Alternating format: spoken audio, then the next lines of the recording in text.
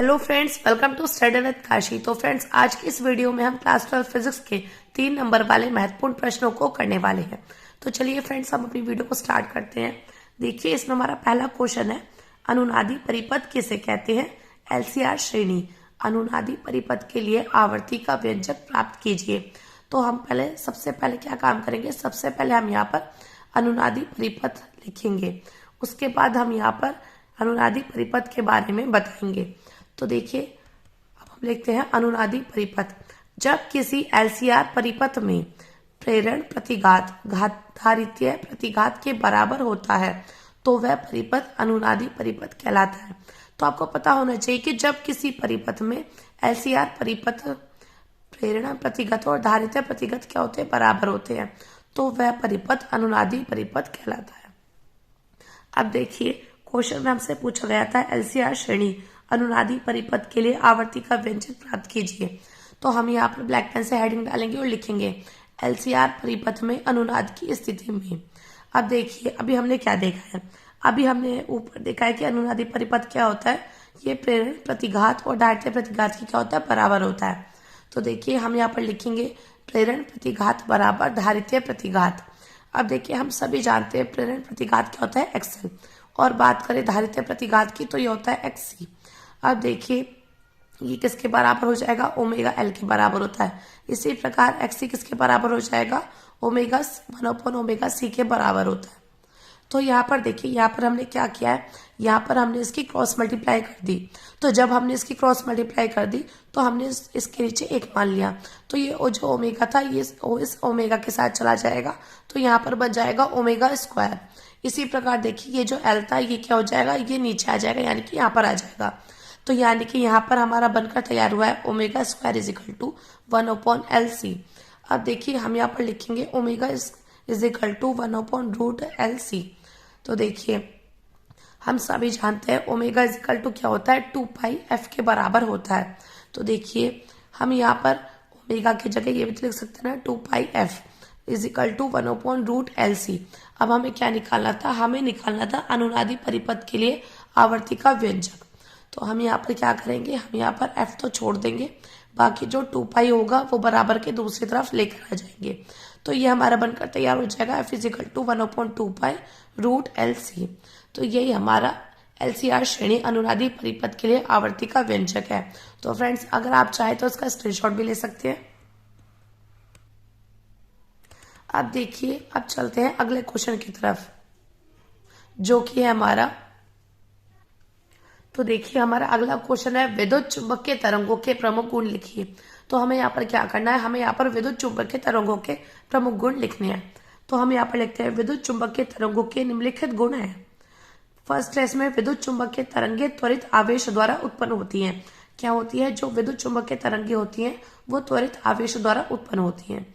Second point हम इसमें लिखते हैं इन तरंगों की प्रकृति अनुप्रस्थ होती है। अब देखिए फ्रेंड्स, एक बात और, ये देखिए डायरेक्टली एमसीक्यू में आपसे पूछा जाता है कि विद्युत चुंबकीय तरंगों की प्रकृति कैसी होती है? अनुप्रस्थ होती है, अनुदैर्ध्य होती है? तो आपको पता होना चाहिए कि विद्युत चुंबकीय तरंगों की जो प्रकृति होती है वो होती है अनुप्रस्थ, क्योंकि ये क्वेश्चन आपसे बहुत बार पूछा गया है। अब देखिए, अगला पॉइंट है इसमें, इन तरंगों के संचरण के लिए किसी माध्यम की आवश्यकता नहीं होती। यानी कि जो इन तरंगों के संचरण के लिए किसी भी माध्यम की आवश्यकता नहीं होती है। अब देखिए, फोर्थ पॉइंट है इसमें, विद्युत चुंबकीय तरंगों में ऊर्जा विद्युत तथा चुंबकीय क्षेत्र में लगभग बराबर होती है। जो विद्युत चुंबकीय तरंगों में जो ऊर्जा होती है वो विद्युत तथा चुंबकीय क्षेत्र में लगभग क्या होती है? बराबर होती है। तो आप चाहे तो इसका स्क्रीनशॉट ले सकते हैं कि विद्युत चुंबकीय तरंगों के प्रमुख गुण। तो प्रमुख गुण कौन कौन से? एक तो यह है विद्युत चुंबकीय तरंगे त्वरित आवेश द्वारा उत्पन्न होती है। दूसरा इसमें है इन तरंगों की प्रकृति अनुप्रस्थ होती है। और देखिए, तीसरा है इसमें इन तरंगों के संचरण के लिए किसी माध्यम की आवश्यकता नहीं होती है। और देखिए, फोर्थ पॉइंट है इसमें, विद्युत चुंबकीय तरंगों में ऊर्जा विद्युत तथा चुंबकीय क्षेत्र में लगभग बराबर होती है। अब देखिए, अगला क्वेश्चन हमसे इसमें पूछा गया है, किसी चालक में प्रवाहित धारा तथा इसमें मुक्त इलेक्ट्रॉन के अनुगमन वेग में संबंध स्थापित कीजिए। तो ये क्वेश्चन डायरेक्टली हमसे 3 मार्क्स का पूछा जाता है। और देखिए फ्रेंड्स, ये क्वेश्चन बहुत बार रिपीट हुआ है, क्योंकि देखिए हर साल क्या होता है? हर साल 7 पेपर सेट बनते हैं, जो कि हर जिले के अलग अलग होते हैं। तो 7 पेपर सेट में से आपको 4 से 5 पेपर सेट में देखने को जरूर मिलता है। तो क्वेश्चन क्या है, किसी चालक में प्रवाहित धारा तथा उसमें मुक्त इलेक्ट्रॉन के अनुगमन वेग में संबंध स्थापित कीजिए। तो देखिए हम ब्लैक पेन साइड में डालेंगे अनुगमन वेग। इसमें हम लिखेंगे वह नियत सूक्ष्म वेग जिसके द्वारा चालक के मुक्त इलेक्ट्रॉन आयनों से टकराते हुए बाह्य विद्युत क्षेत्र के प्रभाव में धन सिरे की ओर आगे बढ़ते हैं, उसे अनुगमन वेग कहते हैं। तो अनुगमन वेग कैसे कहते हैं, वह नियत सूक्ष्म वेग जिसके द्वारा चालक के मुक्त इलेक्ट्रॉन आयनों से टकराते हुए बाह्य विद्युत क्षेत्र के प्रभाव में धन सिरे की ओर आगे बढ़ते हैं, उसे अनुगमन वेग कहते हैं। अब देखिए इसमें हमसे क्वेश्चन पूछा गया है, मुक्त इलेक्ट्रॉन के अनुगमन वेग में संबंध स्थापित कीजिए। तो हम यहाँ पर ब्लैक पेन से हेडिंग डालेंगे और लिखेंगे वैद्युत धारा तथा अनुगमन वेग में संबंध। इसमें हम लिखते हैं माना किसी तार में Q आवेश t सेकंड में प्रवाहित होती है तो उसमें बहने वाली धारा, क्या लिखते हैं, माना किसी तार में Q आवेश t सेकंड में प्रवाहित होते हैं तो उसमें बहने वाली धारा है I is equal to Q upon T। तो इसको हम क्या मान लेते हैं, इसको हम समीकरण नंबर 1 मान लेते हैं। इसके बाद हम इसमें आगे लिखते हैं, तो इसमें हम लिखते हैं यदि किसी तार का परिच्छेद क्षेत्रफल A और मुक्त इलेक्ट्रॉनों की संख्या N तथा अनुगमन वेग VD हो तो हम यहाँ पर लिखते हैं 1 सेकंड में तार में प्रवाहित आवेश की संख्या बराबर हो जाएगी NaVd और t सेकंड में तार में प्रवाहित इलेक्ट्रॉनों की संख्या कितनी हो जाएगी, ये हो जाएगी NaVd इंटू टी। अब देखिए अब हम इसमें आगे लिखते हैं तार में प्रवाहित कुल आवेश, तो ये हो जाएगा Q is equal to Ne। अब इस N की जगह हम क्या लिख देंगे, इस N की जगह लिख देंगे NaVd इंटू टी। तो ये हो जाएगा Q is equal to NaVd into T into E. अब हम देखिए अब हम क्या करेंगे, अब हम तार में प्रवाहित धारा जो हमने समीकरण नंबर 1 मानी थी ना, I is equal to Q upon T, तो हम क्या करेंगे, हम उसमें Q का मान, ये जो Q का मान निकल कर आया है ये रख देंगे। तो देखिए यही हम यहाँ पर करेंगे, तो I is equal to Q upon T, तो इस Q की जगह हम कर देंगे NaVd into T into E upon T. अब इस T से ए टी कैंसिल हो जाएगा, तो यहाँ पर हो जाएगा I is equal to NeaVd। अब देखिए इसी प्रकार हमारा अगला क्वेश्चन है, एक समान वैद्युत क्षेत्र में रखे द्विध्रुव पर लगने वाले बलागुण का व्यंजक प्राप्त कीजिए। तो क्वेश्चन हमसे पूछा गया है कि एक समान वैद्युत क्षेत्र में रखे द्विध्रुव पर लगने वाले बलागुण का व्यंजक प्राप्त कीजिए। तो हम यहाँ पर क्या करेंगे, सबसे पहले हम यहाँ पर एक समान वैद्युत क्षेत्र बनाएंगे। तो देखिए हमने यहाँ पर एक समान वैद्युत क्षेत्र बना दिया, ठीक है फ्रेंड्स। अब देखिए क्वेश्चन में क्या दिया गया है, एक समान वैद्युत क्षेत्र में रखे द्विध्रुव। अब हम क्या करेंगे, हम यहाँ पर द्विध्रुव बनाएंगे, तो हम क्या मान लेंगे, हम इसको A पॉइंट मान लेंगे, इसको B पॉइंट मान लेंगे और इसको माइनस Q आवेश और इसको प्लस Q आवेश, और इनके बीच की दूरी कितनी है, इनके बीच की दूरी है 12, ठीक है फ्रेंड्स। और हम इसका नाम रखेंगे ABC, ठीक है। देखिए ये हो जाएगा माइनस Q आवेश और ये हो जाएगा प्लस Q आवेश। और ये E हमने क्यों रखा है, क्योंकि बोला गया ना एक समान वैद्युत क्षेत्र, तो हमने ये जो ली है ये हमने एक समान वैद्युत क्षेत्र लिए है। अब देखिए इन पर क्या लग रहा है, इन पर बल भी तो लग रहा है ना, और हम जानते हैं बल का जो फॉर्मूला होता है F बराबर E बराबर F अपॉन Q नोट होता है, E बराबर F अपॉन Q नोट होता है। तो हम क्या करेंगे, ये हो जाएगा F is equal to E into Q, तो F बराबर हो जाए Q, क्योंकि यहाँ पर तो दूसरों पर बल भी तो लग रहा है ना, तो इसलिए हमने यहाँ पर भी Q लिखा और यहाँ पर भी QE लिखा है। मैं उम्मीद करती हूँ आपको इतनी बात अच्छे समझ में आ गई होगी। अब देखिए यही बात हम यहाँ पर लिख देते हैं, माना एक वैद्युत द्विध्रुव AB एक समान वैद्युत क्षेत्र E में थीटा कोण पर रखा गया है। क्या लिखा है हमने यहाँ पर, माना एक वैद्युत द्विध्रुव AB एक समान वैद्युत क्षेत्र E में थीटा कोण पर रखा गया है। माना द्विध्रुव माइनस Q तथा प्लस Q आवेश से मिलकर बना है और द्विध्रुव की लंबाई 2L है। अब इसके आगे हम लिखते हैं, हम यहाँ पर कर देते हैं द्विध्रुव पर लगने वाला बल आघूर्ण। बल आघूर्ण को किससे प्रदर्शित करते हैं, टाउ से। अब देखिए आप यहाँ पर देख पा रहे हैं ये T बना है, T करके थोड़ा सा मुड़ गया, तो इसको क्या बोलते हैं, इसको बोलते हैं टाउ। तो बल आघूर्ण बराबर हो जाएगा बल इंटू लंबवत दूरी। अब देखिए ये जो हमने अभी देखा था, यहाँ पर देखिए आपको यहाँ पर देख पा रहे होंगे, यहाँ पर देखिए अभी देखा था हमने ABC, तो हम क्या करेंगे, हम यहाँ पर ABC में कर देंगे। तो यहाँ पर हमारा निकल कर आ जाएगा sine theta is equal to BC upon AB। तो देखिए हमें क्या निकाला था, BC निकाला था, क्योंकि ये BC क्या थी, लंबवत दूरी थी। तो BC बराबर हो जाएगा AB साइन थीटा। तो देखिए यहाँ पर हो जाएगा tau is equal to F into BC। अब इस BC की जगह हम क्या कर देंगे, 12 साइन थीटा रख देंगे। तो ये हो जाएगा tau is equal to Q into 12 sine theta.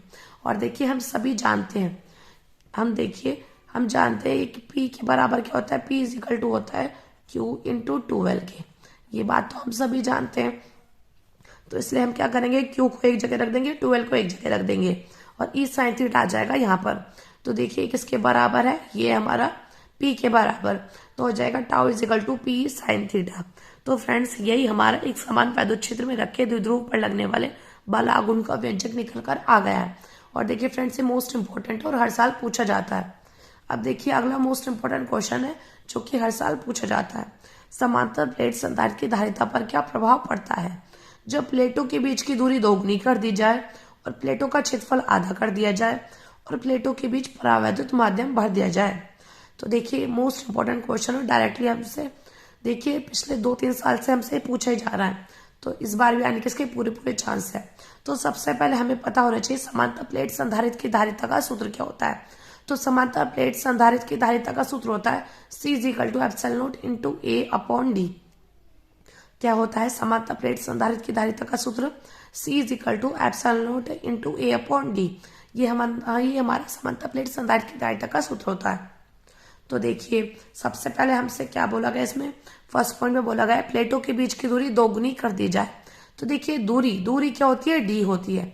क्या है, यानी कि D को क्या कर देंगे, दोगुनी यानी कि 2D कर देंगे। तो देखिए यही हम इस फर्स्ट पॉइंट में लिखेंगे, प्लेटों के बीच की दूरी दोगुनी कर दी जाए, यानी कि D क्या कर दी जाए, D कर दी जाए 2D के बराबर। तो यहाँ पर हो जाएगा C dash is equal to epsilon naught into A upon 2D। ठीक है, और हम जानते हैं कि हमारे समांतर प्लेट संधारित्र की धारिता ये C किसके बराबर है, epsilon naught into A upon D के, यानी कि epsilon naught into A upon D। तो इस सारी की जगह हम क्या लिख सकते हैं, C लिख देंगे। तो ये हो जाएगा C dash is equal to C/2, यानी कि हम यहाँ पर लिख देंगे प्लेटों के बीच की दूरी दोगुनी कर दी जाए तो धारिता क्या हो जाएगी, आधी हो जाएगी। मैं उम्मीद करती हूँ फ्रेंड्स आपको अच्छे समझ में आ गया होगा। अब देखिए अगला पॉइंट हम इसमें देखते हैं। अगला पॉइंट क्या पूछा गया था, अगला पॉइंट पूछा गया था सेकंड पॉइंट, प्लेटों का क्षेत्रफल आधा कर दिया जाए। तो हम ब्लैक पेन से हेडिंग डालेंगे और लिखेंगे प्लेटों का क्षेत्रफल आधा कर दिया जाए। तो हम यहाँ पर लिखेंगे प्लेटों का क्षेत्रफल आधा कर दिया जाए, यानी कि A बराबर कर दिया जाए A/2। तो किसके बराबर हो जाएगा, C dash is equal to epsilon naught into A/2 upon में D। और देखिए C बराबर किसके हो जाएगा, epsilon naught into A upon D के। तो ये हो जाएगा C dash is equal to epsilon naught into A upon 2D के। अब देखिए जिस प्रकार फर्स्ट पॉइंट में देखा था उसी प्रकार हम यहाँ पर भी देख पा रहे हैं, C डैश किसके बराबर हो जाएगा, C/2 के, यानी कि प्लेटों का क्षेत्रफल आधा कर दिया जाए तो धारिता क्या हो जाएगी, धारिता भी हमारी आधी हो जाएगी। अब देखिए अगला पॉइंट हमसे इसमें पूछा गया था, प्लेटों के बीच परावैद्युत माध्यम भर दिया जाए। अगर हम प्लेटों के बीच परावैद्युत माध्यम भर देंगे तो क्या होगा। तो देखिए हम यहाँ पर करेंगे C dash is equal to K into epsilon naught into A upon D। अब देखिए C के बराबर क्या होता है, epsilon naught into A upon D के। तो हम चाहे तो लिख सकते हैं C dash is equal to KC। तो हम यहाँ पर लिखेंगे प्लेटों के बीच परावैद्युत माध्यम भर दिया जाए तो धारिता क्या हो जाएगी, धारिता बढ़ जाएगी। तो देखिए फ्रेंड्स अब देखिए अगला मोस्ट इंपोर्टेंट क्वेश्चन हमसे पूछा गया है, अगला मोस्ट इंपोर्टेंट क्वेश्चन हमसे पूछा गया है कूलाम का नियम। अब देखिए यहाँ पर हम स्टार्ट करते हैं महत्वपूर्ण नियम। अब देखिए महत्वपूर्ण नियम भी आपके 3-3 मार्क्स के डायरेक्टली पूछ ले जाते हैं। तो हम यहाँ पर करेंगे कूलाम का नियम। तो कूलाम का नियम क्या होता है, दो स्थिर बिंदु आवेशों के बीच लगने वाला आकर्षण तथा प्रतिकर्षण बल उन दोनों आवेशों के गुणनफल के अनुक्रमानुपाती तथा उनके बीच की दूरी के वर्ग के व्युत्क्रमानुपाती होता है। तो कूलाम का नियम क्या कहता है कि दो स्थिर बिंदु आवेशों के बीच लगने वाला आकर्षण तथा प्रतिकर्षण बल उन दोनों आवेशों के गुणनफल के अनुक्रमानुपाती तथा उनके बीच की दूरी के वर्ग के व्युत्क्रमानुपाती होता है। यानी कि यहाँ पर देखिए दो स्थिर बिंदु आवेश है A और B। अब देखिए इस वाले सिरे को मान लेंगे Q1 और इस वाले सिरे को मान लेंगे Q2, क्योंकि देखिए लिखा ना दो स्थिर बिंदु आवेशों के बीच लगने वाला आकर्षण और प्रतिकर्षण बल उन दोनों आवेशों के गुणनफल के अनुक्रमानुपाती और उनके बीच की दूरी के वर्ग के क्या होता है, व्युत्क्रमानुपाती। अब इनके बीच की दूरी क्या है, R है। तो देखिए F समानुपाती हो जाएगा Q1 इंटू Q2 के, तो ये हो जाएगी इक्वेशन नंबर 1, और F व्युत्क्रमानुपाती हो जाएगा R स्क्वायर के। क्योंकि यहाँ पर लिखा है। और देखिए यही तो बात आपको पता होनी चाहिए कि एफ समानुपाती Q1 इंटू Q2 के और एफ व्युत्क्रमानुपाती है R स्क्वायर के। अब हम कर देंगे इसको समीकरण नंबर 1 मान लेंगे, इसको समीकरण नंबर 2 मान लेंगे। तो हम यहाँ पर लिख देंगे समीकरण 1 व 2 से। तो ये हो जाएगा एफ समानुपाती Q1 into Q2 upon R square. तो हो जाएगा एफ बराबर K into Q1 into Q2 upon R square, जहां पर K क्या है, K कॉन्स्टेंट है। क्योंकि यहाँ पर देखिए यहाँ पर समानुपाती था, तो समानुपाती यहाँ पर था, तो बराबर करने के लिए हमें यहाँ पर K लाना पड़ा, जो कि K क्या है, कांस्टेंट है। अब देखिए इस कांस्टेंट की वैल्यू क्या हो जाएगी, F is equal to 1/4 into Q1 into Q2 upon R square. तो और ये F का बल का मात्रक क्या होता है, न्यूटन होता है। जहां एप्सिलॉन नॉट क्या है, निर्वात की वैद्युशीलता है, और 1/4 एप्सिलॉन नॉट क्या है, 9 × 10⁹ न्यूटन इंटू मीटर स्क्वायर प्रति कूलम स्क्वायर। और देखिए एप्सिलॉन नॉट की वैल्यू क्या होती है, 8.85 इंटू 10⁻12 कूलम स्क्वायर प्रति न्यूटन इंटू मीटर स्क्वायर। तो आज चाहे तो ये वाली वैल्यूज भी याद कर सकते हैं। और देखिए बोर्ड एग्जाम में आए तो आप यहां तक लिख करके आना, और आप चाहे तो फ्रेंड्स इसका स्क्रीनशॉट भी ले सकते हैं। अब देखिए अगला मोस्ट इंपॉर्टेंट क्वेश्चन जो कि हमसे पूछा गया है। अब देखिए हम ब्लैक पेन से डालेंगे और लिखेंगे बायो सेवर्ट का नियम। इसमें हम लिखते हैं किसी धारावाही चालक ए बी के कल्पांश डेल्टा एल के द्वारा किसी बिंदु पी पर चुंबकीय क्षेत्र डेल्टा बी निम्न बातों पर निर्भर करता है। तो ये क्या बायो सेवर्ट का नियम है। अब हमने देखिए यहाँ पर क्या है, यहाँ पर एक धारावाही चालक तार है ए बी, ठीक है फ्रेंड्स। और यहाँ पर हम क्या करेंगे, कोई एक अल्पांश ले लेंगे डेल्टा एल, यानी कि अल्पांश दूरी ले लेंगे जिसका नाम रखेंगे हम डेल्टा एल, ठीक है। अब इस अल्पांश से कोई बिंदु पी पर हमें क्या करना है, चुंबकीय क्षेत्र निकालना है, ठीक है। तो देखिए यहाँ पर हमने कोई बिंदु पी बनाया था और इस पर क्या निकालना है, चुंबकीय क्षेत्र डेल्टा पी निकालना है। अब देखिए अल्पांश से अब हम क्या करेंगे, पी पर को मिला देंगे, तो ये क्या हो जाएगा, कोण बन जाएगा थीटा। और यहाँ पर देखिए इनके बीच की दूरी हो जाएगी आर, और इसमें जो धारावाही चालक में क्या है, धारा प्रवाहित हो रही है, यानी कि आई प्रवाहित हो रही है, ठीक है। तो देखिए ये बात हम यहाँ पर लिखेंगे, किसी धारावाही चालक ए बी के अल्पांश डेल्टा एल के द्वारा किसी बिंदु पी पर चुंबकीय क्षेत्र डेल्टा बी निम्न बातों पर निर्भर करता है। पहली बात तो निर्भर करेगा, चुंबकीय क्षेत्र डेल्टा बी चालक में प्रवाहित वैद्युत धारा के अनुक्रमानुपाती होता है, यानी कि डेल्टा बी अनुक्रमानुपाती है आई के। अब देखिए दूसरी बात हमें याद रखनी है, चुंबकीय क्षेत्र डेल्टा बी चालक के उस अल्पांश की लंबाई डेल्टा एल के अनुक्रमानुपाती होता है, यानी कि डेल्टा बी अनुक्रमानुपाती है डेल्टा एल के। अब देखिए तीसरी बात हमें इसमें याद रखनी है, चुंबकीय क्षेत्र डेल्टा बी अल्पांश की लंबाई तथा अल्पांश को उस बिंदु पी से मिलाने वाली रेखा के बीच बनने वाले कोण थीटा की ज्या के अनुक्रमानुपाती होता है, यानी कि डेल्टा बी अनुक्रमानुपाती है साइन थीटा की। अब देखिए चौथी बात हमें इसमें याद रखनी है कि चुंबकीय क्षेत्र डेल्टा बी बिंदु पी की अल्पांश से दूरी आर के वर्ग की क्या होता है, व्युत्क्रमानुपाती होता है, यानी कि डेल्टा बी व्युत्क्रमानुपाती है आर स्क्वायर के।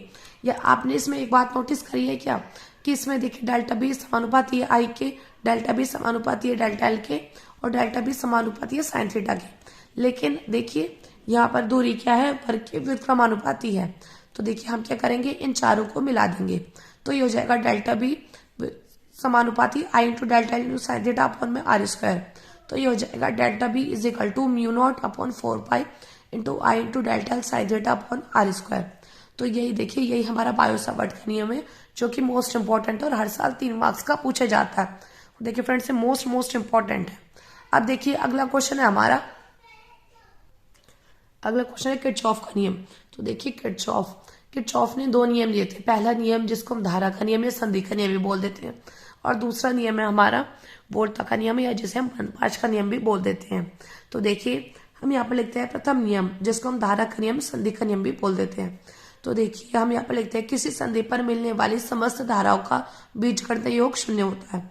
क्या होता है, किसी संधि पर मिलने वाली समस्त धाराओं का बीजगणित योग क्या होता है, 0 होता है, यानी कि सिग्मा आई बराबर क्या हो जाएगा, 0।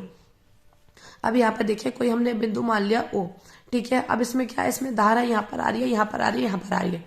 अब देखिए जो देखिए संधि की ओर आ रही है ये धारा, तो ये क्या हो जाएगी, प्लस में हो जाएगी। संधि से दूर देखिए I5 की ओर संधि से दूर जा रही है, तो ये क्या हो जाएगी, माइनस में हो जाएगी। इसी प्रकार देखिए I4 क्या है, संधि से दूर जा रही है, और I3 क्या है, ये भी संधि से दूर जा रही है, I2 भी संधि से दूर जा रही है, और I1 है संधि के पास आ रही है, और I7 संधि के पास आ रही है। तो देखिए यही हमने यहाँ पे लिखा है, किसी संधि पर मिलने वाली समस्त धाराओं का बीजगणितीय योग शून्य होता है, यानी कि सिग्मा आई बराबर 0 हो जाएगा। अब देखिए नोट करके हमने यहाँ पर लिखा है, संधि की ओर आने वाली रेखाएं धनात्मक होती हैं और संधि के दूर जाने वाली रेखाएं ऋणात्मक होती हैं, यानी कि यहाँ पर हो जाएगा I1 प्लस। अब देखिए यहाँ पर आपने देख पा रहे होंगे ये धारा संधि से दूर जा रही है तो आ जाएगा माइनस का I2 प्लस, ये भी I3 संधि से दूर जाए तो माइनस I3 प्लस, ये भी संधि से दूर जाए तो माइनस I4 प्लस, ये भी संधि से दूर जा रही है तो माइनस I5 प्लस, ये संधि की ओर आ रही है I6 और I7 इज इक्वल टू 0। तो ये जाएगा I1 plus I6 plus I7 is equal to I2 plus I3 plus I4 plus I5। तो ये हमारा क्या है, ये हमारा है किरचॉफ का प्रथम नियम। अब देखते हैं किरचॉफ के द्वितीय नियम को, जो कि है, अब देखिए किरचॉफ का द्वितीय नियम जिसे वोल्टा का नियम है, बंधपाश का नियम भी बोल देते हैं। तो देखिए इसमें हम लेते हैं, किसी वैद्युत परिपथ के प्रत्येक बंधपाश के विभिन्न भागों में बहने वाली धाराओं तथा संगत प्रतिरोधों के गुणनफल का बीजगणितीय योग उस पाश में लगे विद्युत वाहक बलों के बीजगणितीय योग के बराबर होता है। तो यानी कि sigma R is equal to sigma E के। तो यहाँ पर आप देख रहे हैं, यहाँ पर दो बंधपाश है, 1 और 2। तो यहाँ पर देखिए, यहाँ पर E1 है, ये R1 प्रतिरोध है, ये R2 प्रतिरोध है, ये R3 प्रतिरोध है। अब यहाँ पर देखिए ये धारा इस प्रकार जा रही है I1, ये ऐसे जाके यहाँ पर आके और ये इस प्रकार आ रही है। लेकिन देखिए दूसरे इस वाले बंधपाश में क्या है, ये धारा विपरीत दिशा में जा रही है। तो हम यहाँ पर क्या करेंगे, ये इसको बंधपाश 1 मान लेंगे, इसको बंधपाश 2 मान लेंगे। यही बात हम यहाँ पर लिखेंगे बंधपाश 1 के लिए। तो I1 into R1 minus I2 into R2 बराबर हो जाएगा E1 माइनस E2 के, और दूसरे बंधपाश के लिए हो जाएगा I2 into R2 plus I3 into R3 is equal to E2 के। तो ये हो जाएगा हमारा I2 into R2 plus I1 plus I2 into R3 is equal to E2। तो यही हमारा क्या है, यही हमारा किरचॉफ का द्वितीय नियम है। तो फ्रेंड्स मैं उम्मीद करती हूँ आपको ये सभी नियम, ये सभी 3 नंबर वाले क्वेश्चन अच्छे समझ में आ गए होंगे। और फ्रेंड्स अगर आपने इस वीडियो से ये क्वेश्चन तैयार कर लिए ना, तो आपके 10 से 15 मार्क्स कहीं नहीं गए, क्योंकि वो क्वेश्चन है जो कि हर साल पूछे जाते हैं और ये मोस्ट इंपॉर्टेंट है। तो फ्रेंड्स मैं उम्मीद करती हूँ आपको इस वीडियो से थोड़ी सी भी हेल्प मिली है। और फ्रेंड्स अगर आपको इस वीडियो से थोड़ी सी भी हेल्प मिली है तो प्लीज़ हमारे चैनल को सब्सक्राइब कर लीजिएगा और वीडियो को लाइक शेयर कमेंट करना मत भूलिएगा। तो चलिए फ्रेंड्स मिलते हैं नेक्स्ट वीडियो में। Thank you, thanks for watching.